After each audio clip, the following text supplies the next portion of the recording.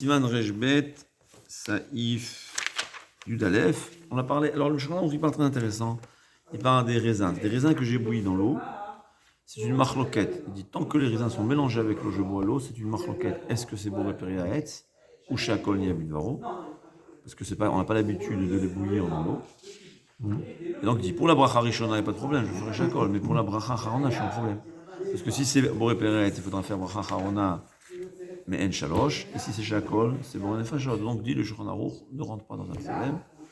Si tu veux boire cette eau bouillie avec des raisins, tu vas devoir, ou bien pendant une séouda, que la Birkat Hamazon va résoudre le problème, ou bien, et tu fais la bracha sur des raisins et la bracha sur des pommes, comme ça tu auras les deux brachas.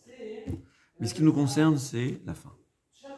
Quelqu'un qui se retrouve en vacances, il n'y a pas de vin kasher à l'épaisseur. Le vin de kasher, qu'est-ce qu'il fait? Alors là, il te dit, si tu sépares l'eau des raisins, cette eau-là devient du vin. Tant que c'est mélangé avec le fruit, c'est pas du vin. Et donc, c'est la bracha d'un fruit que j'ai bouilli de l'eau dans laquelle j'ai bouilli des fruits, que on a vu que c'est une maroquette saït ou shakol. Mais qu'est-ce qu'on va faire? C'est ce qu'il dit. On va c'est la suite de la fin du Pesahif. Il parle ici des raisins secs qu'on cuit. Ouais. En fait, il parle des raisins secs parce que je crois que des raisins qui sont pas secs, tu les cuis, ça ne fera pas grand-chose.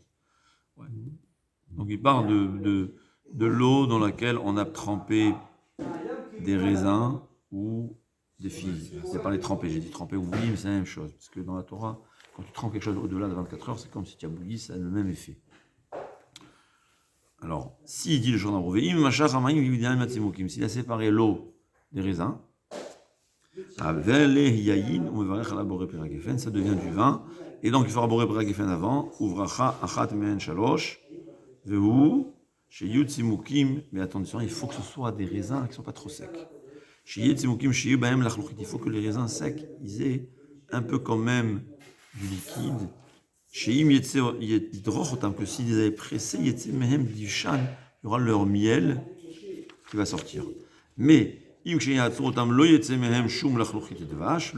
c'est des raisins tellement secs que même si tu les écrases, il n'y a aucun miel qui va sortir, ce n'est pas du raisin. Donc, qu'est-ce qu'il faut? C'est quoi la quantité? Cette quantité, c'est un sixième.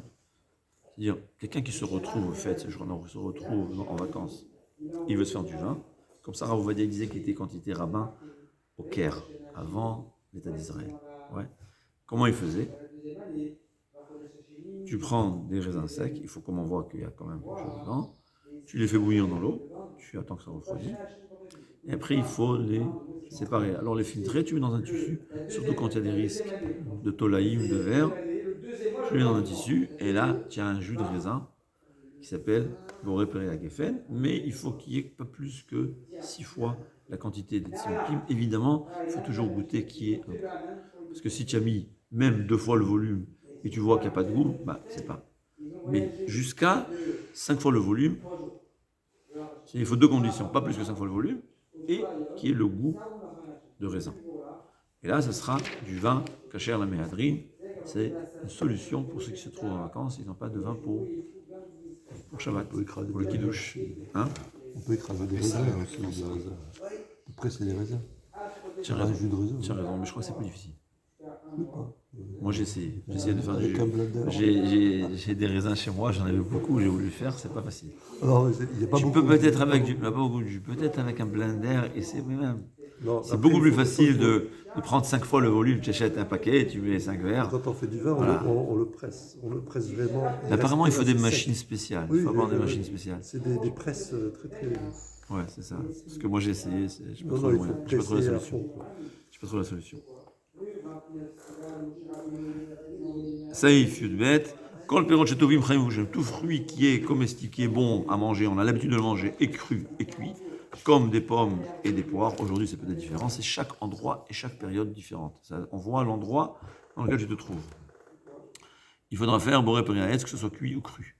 Mais si on n'a pas l'habitude de les manger crus seulement quand ils sont cuits, alors s'il les a mangés kshem chaim quand ils sont crus, mais varer shakol, il fera un shakol. Kshem et vouchali, boré periaetz. Quel fruit on a l'habitude de manger cru? Par exemple, la pomme de terre douce. La pomme de terre douce, c'est mangeable, même cru. si je cuis, c'est boré par la dama, si je mange cru, ce sera seulement chez Akol. Mais si je suis dans un pays où tout le monde mange cru, on fera boré par la dama, même quand c'est cru. Et l'inverse, une pomme aujourd'hui, on prend pas des pommes au four. Sauf si c'est des pommes spéciales, une espèce qui est faite pour cuire, comme je crois les Smiths, je sais pas, j'en parle en Angleterre dans le temps. Ouais, c'est-à-dire des pommes que leur espèce, elle est pour être cuite, que là, au contraire, quand c'est cuit, ce sera un Hetz, quand c'est cru, ce sera Shakol.